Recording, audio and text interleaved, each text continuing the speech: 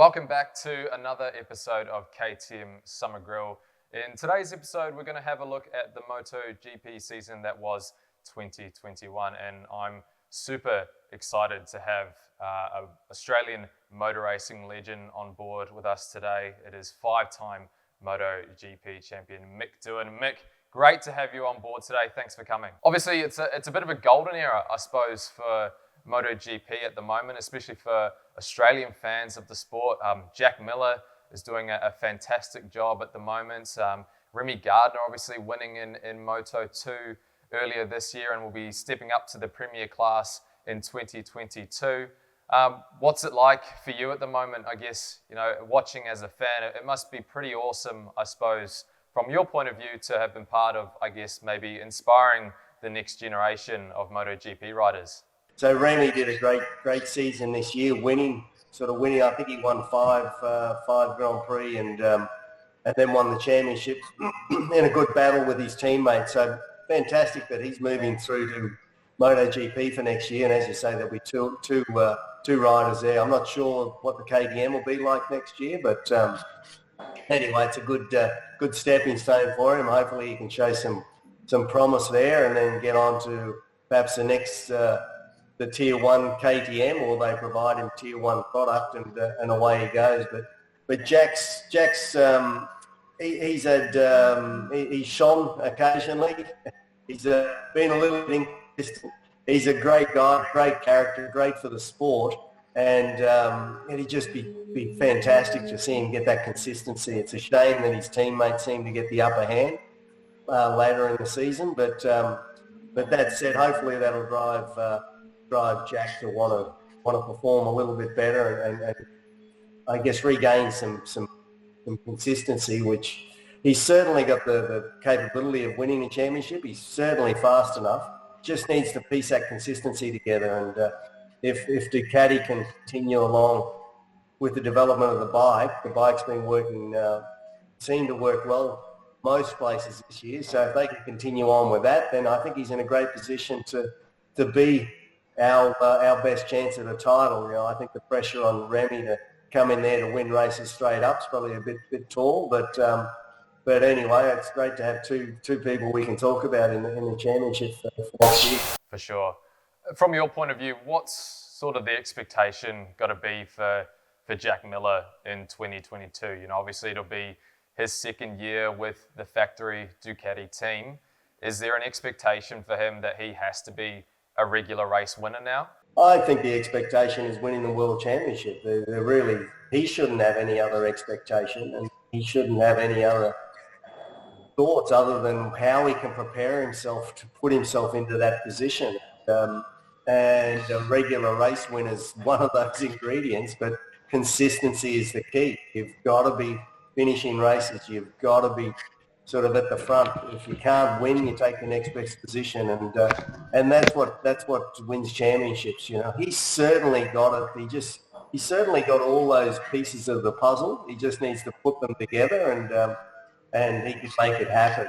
I hope for his sake that he can, and it would be great, as you said, to inspire the next generation of young guys wanting to come through who already look up to Jack.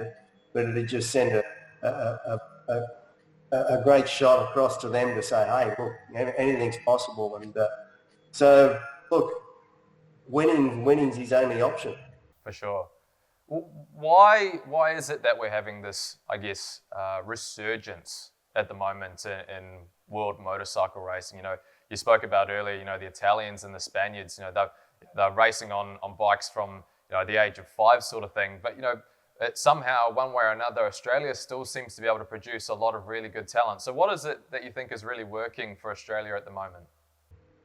Look, I don't think Casey Stoner was our last champion, which wasn't, well, I guess it's now starting to move on, but we've always had representation in there and performing quite well. So it's not so much resurgent, but I'd say we just haven't won a championship for some time, but we've always been represented, which is good because there's other countries which don't have representation who have fared well over the years. But you look at something like the UK haven't won a championship since Barry Sheen back in the 70s. So hopefully we don't have to wait that long. But that said, I think from Australia, for Australians, Kiwis, getting over to Europe, it's a long way to go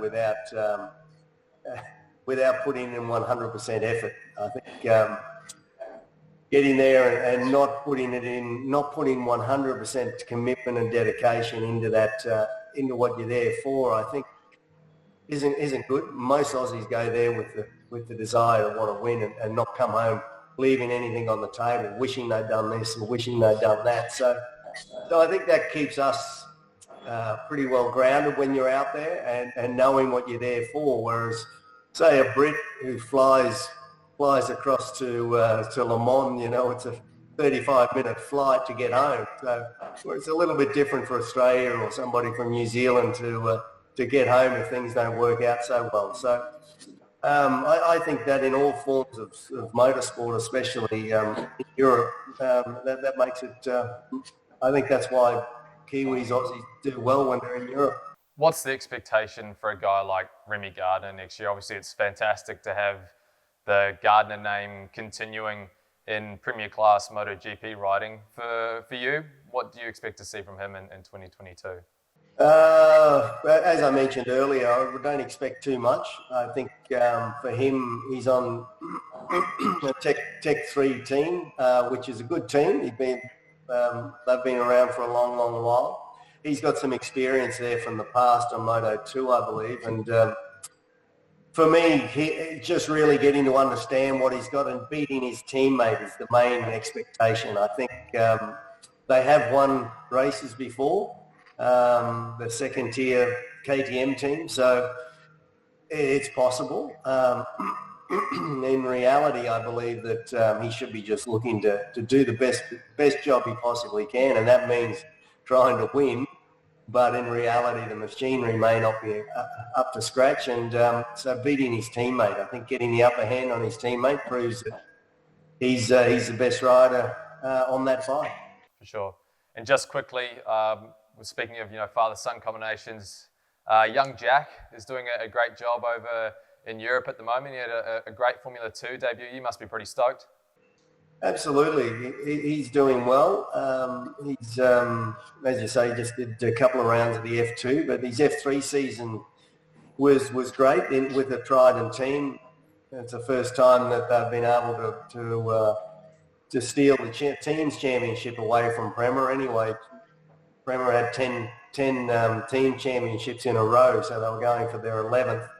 So Prema are the team to beat. So to take the championship to them, I think was a good feat from Jack, and equally stepping up into the F2 car, he performed better than expected, I believe, and then he was testing just recently with the team he'll be competing with next year, and that seemed to go well. So if he can keep his focus and go out with next year and try and do his best, you never know what can happen.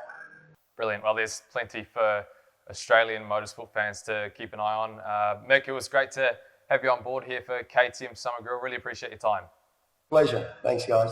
As part of this year's KTM Summer Grill, each week KTM is giving away the perfect summer beach pack, which includes an umbrella, cap, gym bag and key holder. To enter the draw, head to speedcafe.com or hit the link in the description below.